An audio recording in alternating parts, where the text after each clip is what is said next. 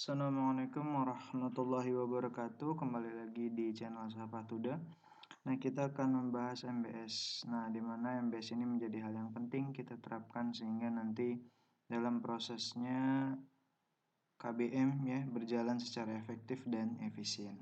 Nah, ada 3 asosiasi yang mengidentifikasi bahwa MBS memiliki keuntungan-keuntungan. Yang pertama ini ada The American Association of School Administration, lalu ada the National Association of Elementary School Principal, dan the National Association of Secondary School Principal. Jadi ada 3 asosiasi. Yang pertama asosiasi administrasi sekolah, lalu asosiasi kepala sekolah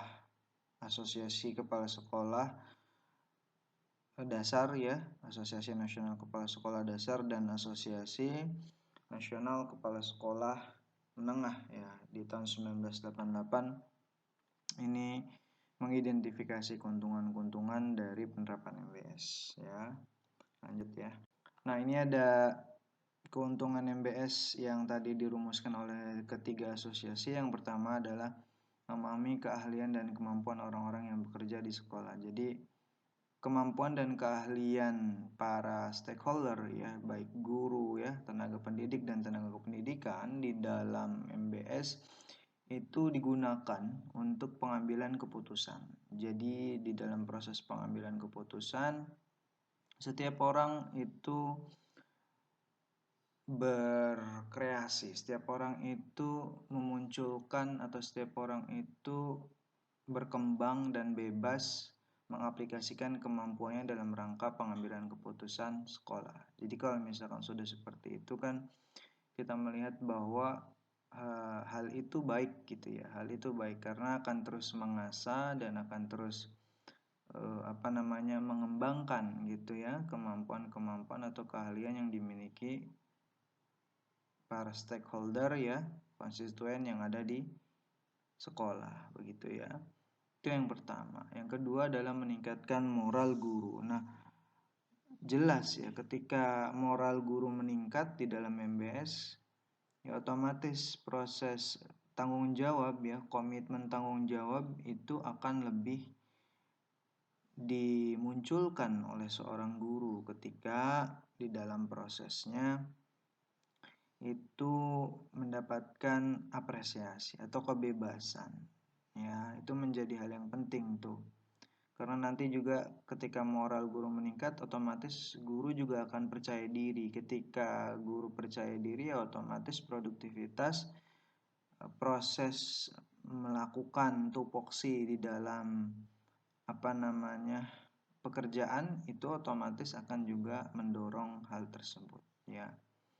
Nah, lalu yang selanjutnya adalah keputusan sekolah memiliki akuntabilitas. Nah, kita tahu bahwa di dalam MBS itu prosesnya semua stakeholder tadi di awal kita kemampuan dan keahlian itu diakui begitu ya di dalam proses pengambilan keputusan, maka ya jelas keputusan sekolah memiliki akuntabilitas. Artinya prosesnya ketika keputusan itu diambil memiliki atau dapat bisa dipertanggungjawabkan begitu ya, karena di dalam MBS di dalam rangka untuk pengambilan keputusan itu seluruh stakeholder dilibatkan, diikut sertakan, seluruh konstituen. Jadi ini yang membedakan gitu ya, yang membedakan dengan sekolah yang berjalan secara konvensional begitu ya, tidak MBS. Karena kan nanti kalau seperti itu ada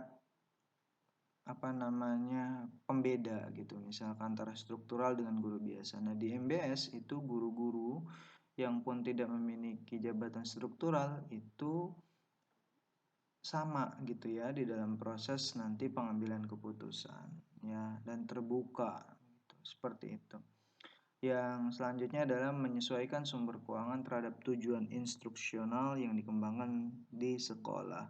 Nah, ini juga menjadi hal yang penting nih, karena nanti sekolah juga akan mengerti dan memahami gitu ya kelemahan dan kelebihan, sehingga nanti ujungnya begitu setiap hal-hal atau keputusan-keputusan atau kebijakan yang diambil itu akan melihat lagi terkait dengan tujuan sekolah yang dikembangkan gitu ya. Jadi Ini menjadi hal yang penting, sehingga nanti ketika kita sudah mengetahui kelemahan kekurangan, maka otomatis kita akan lebih efektif dan efisien di dalam rangka melakukan regulasi kebijakan, ya, regulasi kebijakan yang tentu itu digunakan untuk berkembangnya sekolah, ya, dengan budget-budget operasional yang disesuaikan juga begitu, ya.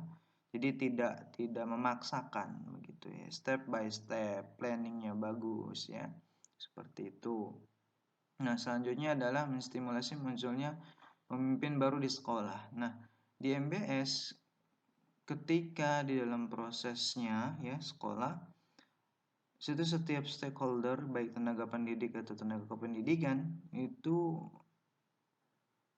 rasa tanggung jawab terhadap tupoksinya, ya, rasa komitmennya dalam rangka mendukung, ya, semua kebijakan regulasi sekolah itu akan memunculkan sifat-sifat kepemimpinan gitu, ya. Jadi yang memang tadinya sudah bagus bisa lebih bagus di dalam mengembangkan potensinya, sehingga tidak heran kalau misalkan kita di dalam MBS itu nanti akan terlihat begitu, ya, sosok-sosok yang sudah bisa atau layak nanti dijadikan sebagai pemimpin gitu, ya. Karena potensi, ya, baik potensi skill di dalam diri, baik yang misalkan secara lingkungan itu memang bagus, maka itu akan muncul di dalam diri seorang tenaga kependidik atau tenaga pendidikan gitu, ya, di dalam rangka penerapan MBS. Jadi seperti itu, ya, prosesnya. Karena tadi di dalam proses pengembangan dirinya, pengembangan skillnya, soft skill atau hard skillnya itu terus diasah, ya, terus diterapkan gitu, terus diimplementasikan, ya, sehingga di dalam MBS itu akan menjadi hal yang positif, yang baik, dan effortnya ujungnya tadi gitu, ya. Ketika misalkan sudah ada jiwa pemimpin di MBS diterapkan, ya, maka akan lebih terasa lagi menjadi seorang pemimpin nantinya, seperti itu. Selanjutnya, meningkatkan kualitas, kuantitas, dan fleksibilitas komunikasi. Jadi memang di MBS ini salah satunya bisa meningkatkan kualitas. Meningkatkan kualitas di sini baik misalkan kualitas pembelajaran, kualitas individu peserta didik, ya, tujuan ketercapaian tujuannya begitu, ya, dalam proses pembelajaran. Lalu juga stakeholdernya gitu, ya, ke sekolah, kepala sekolah gitu, ya, guru, ya, tenaga kependidikan. Lalu otomatis akan meningkatkan juga kuantitas, ya. Kuantitas ini terkait dengan jumlah. Bagaimana tidak kalau misalkan sekolah itu berjalan efektif dan efisien, jumlah itu merupakan sebuah keniscayaan gitu, ya, terkait dengan tadi kualitas gitu. Jadi kuantitas itu pasti akan mengikut gitu, ya, jumlah-jumlah atau target-target yang sudah ditetapkan itu akan tercapai.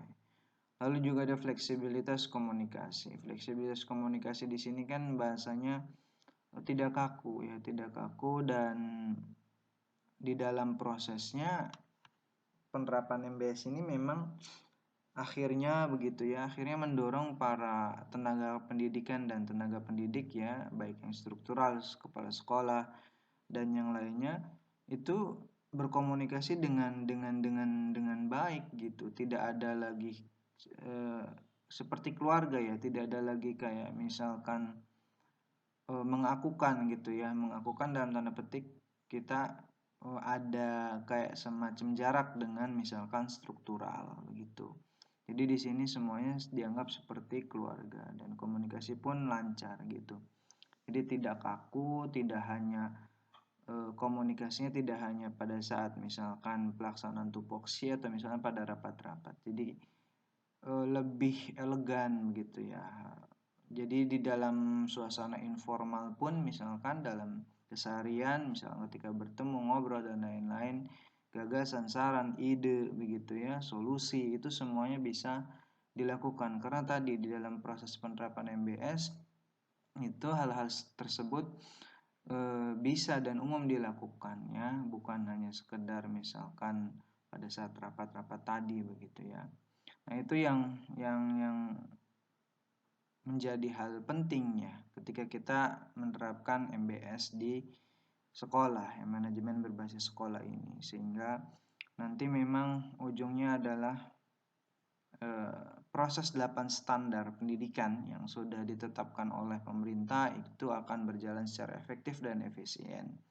Kalau sudah seperti itu, ya otomatis ya seorang peserta didik itu akan memiliki skill-skill atau kemampuan-kemampuan yang memang sudah ditetapkan di dalam tujuan pendidikan nasional ya.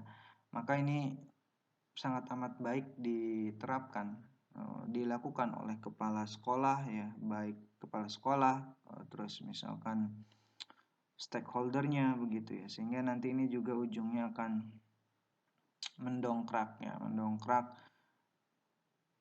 angka PISA kita begitu ya, angka PISA indeks kemampuan peserta didik ya, seperti itu ya, singkat, mudah, sederhana. Assalamualaikum warahmatullahi wabarakatuh.